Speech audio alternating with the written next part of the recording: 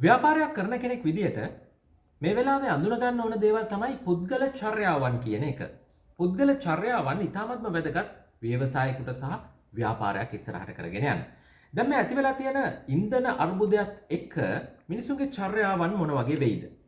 බොහෝ දෙනෙක් හිතනවා අනවශ්‍ය දෙයට වියදම් කරන්න හොඳ නැහැ. සල්ලි අතේ කොහොම හරි ඉතිරි කර ගන්න ඕන.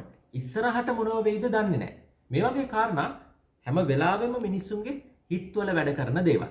අන්න ඔය දේ අපේ ව්‍යාපාරයත් එක්ක කොහොමද අපි සම්බන්ධ කරගන්නේ? දැන් උදාහරණයක් විදිහට හිතන්න ඔබ ප්‍රතිපිලි කර්මාන්තයේ නිරත වෙන කෙනෙක් කියලා. දැන් අවුරුදු කාලෙ හින්දා හැමෝම ඇඳුම් පැළඳුම් ගන්න ඉඩ කඩ තියෙනවා. හැබැයි වෙනදා වගේ නෙමෙයි සමහරට සීමා සහිතව ඇඳුම් පැළඳුම් ගන්න ඉඩ කඩ තියෙනවා. හැබැයි කවුරු හරි කෙනෙක් හිතාගෙන හිටියනම් ගෙදර කර්ටන් කරන්න මේ වෙලාවේ ඒ පුද්ගලයා හිතන්න පුළුවන් දැන් මේ වෙලාවේ කර්ටන් කරන එක හොඳ නැහැ ඊට වැඩිය හොඳයි මම මේ වෙලාවේ අතේ සල්ලි තියාගෙන ඉන්න එක කියලා.